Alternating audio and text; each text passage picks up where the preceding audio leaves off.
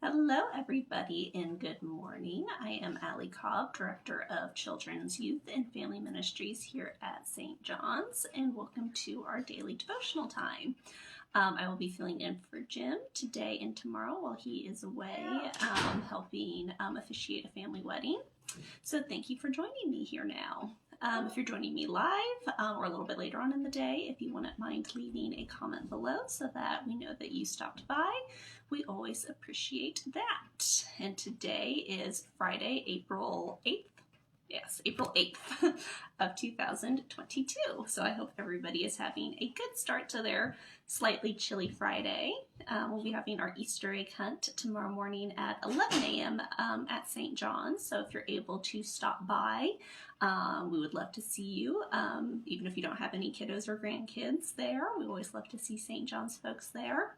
But that also means since Jim is officiating a family wedding and since I am doing the community egg hunt at 11, I will pop on tomorrow. It'll just probably be really bright and early, so you can watch it either first thing in the morning, the normal time, or later on in the day. But it will not be at 11:45. It'll be a little bit earlier since we'll both be attending to a few other things. And our scripture reading today will be in the book of Mark. So if anybody has their Bibles and would like to do that, they are more than welcome to do that. Good morning, Miss Linda. Good morning, Jack. Good morning, Sue. It's always good to see you all this morning.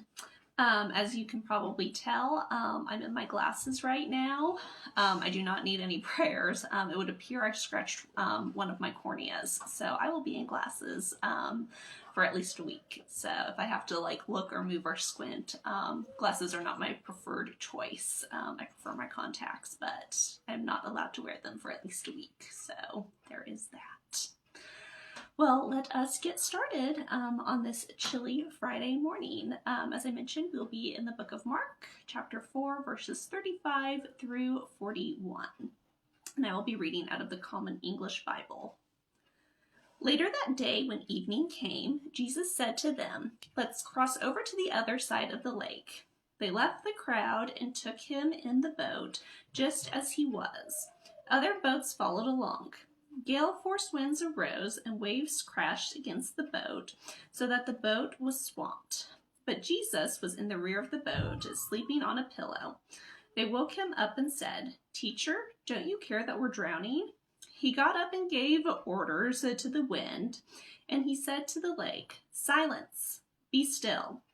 The wind settled down and there was a great calm. Jesus asked them, "Why are you frightened? Don't you have faith in me yet?" Overcome with awe, they said to each other, "Who then is this? Even the wind and the sea obeyed him." And our devotion today comes from Chizeo Obam of Nigeria. And these are her thoughts for today from the upper room. It is entitled, "Relax." I recently watched my little boy as he tried unsuccessfully to get the wheels of his homemade toy to work. He got so frustrated that he gave up, tossed it aside, and burst into tears. His outburst reminded me of my own frustrating battles. Things didn't seem to be working for me either, from relationship challenges to issues related to being between jobs. My plate was full.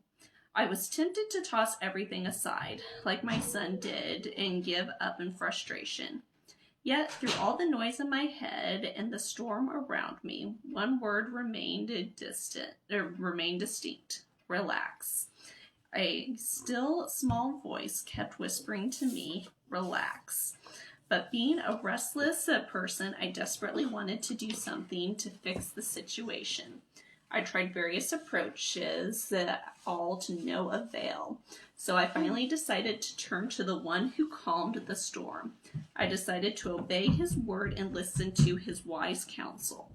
I know that with Christ in my ship, I can safely reach the other shore. I have not arrived yet, but although the storm still rages, I know with Christ I need not fret.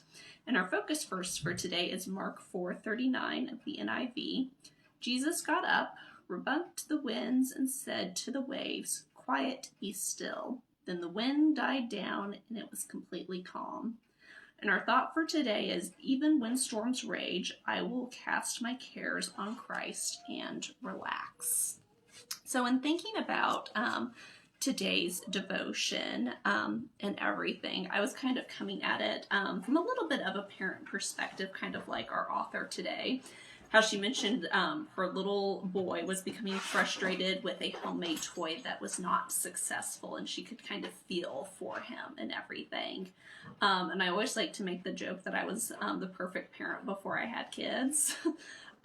Because kids will show you the best and your worst qualities within yourself. And the thing is that you might think you would know how to handle it because they're a little copy and paste version of you a lot of times.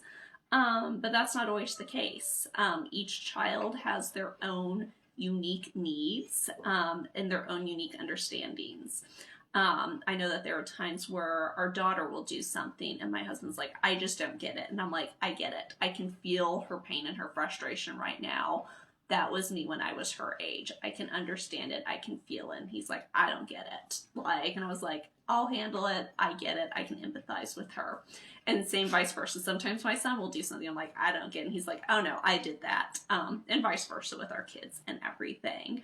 But it can also be very hard and very painful sometimes when you see your children struggling, whether it be with reading or potty training or learning how to walk or crawling or any of those things. It can oftentimes be very painful for you as a parent because you just want to fix it and you want to make it better and you just want to wave a magic wand, so to speak, to make them be able to be okay. I think for me personally, that's the worst part of being a parent, is there's so many times where you just want it to be fixed and you want it to be fixed right now, and you don't want your children to have to go through those pains or those hardships. And I feel like maybe God thinks of us like that sometimes too. We're God's children, and sometimes he just wants to help us along in those hardships and in those pains and everything. But one thing that I read forever and ever and ever ago, and I don't remember who said it or where I saw it, but it basically boiled down to, when your child is having big emotions, add to the calm. You getting upset or yelling or in frustration, that's only going to make the situation worse and spiral out of control. Even though you might want to yell or scream because you too are also frustrated, taking that deep breath and calming yourself before you try and calm them, I know, at least for me as a parent, has done wonders. It really has. And there have been times where I've needed to take a step back. Mommy needed to take like a few minute time out and then come back. And I was calmer and better, and I was able to help add to their calm. And I feel like just even as humans in general, sometimes we just need to take a big old deep breath. Remember that God is here and with us. This storm too shall pass. And what can I do to add to the calm? Not add to the storm, but what can I do to add to that calm? And I try and do that. I'm not always successful. I am not a perfect person, but I do try and do that with my children and just different people in everyday life situations. And like I said, it's not always easy. But our thought for today is, even when the storm rages, I will cast my cares on Christ and relax. And that can be comforting sometimes to know that ultimately, I am not the one in control. I am not the one in control of my children.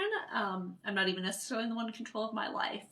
There is a greater power up there that is, so to speak, making that journey for me. And I just have to be along for the ride and try not to tense or try and break or clutch or anything, and just relax and know that ultimately God is in control and God has it.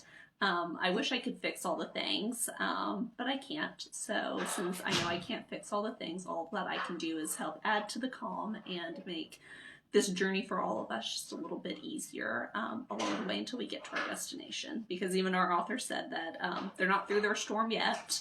They're still in it. And sometimes it takes us a while to be in those storms. There are moments where you have frustration, anger. I have had too. But what can we do to add to the calm in our everyday life with everybody? Well, let us end our day today in prayer. Dear Lord, thank you for being with us in our storms.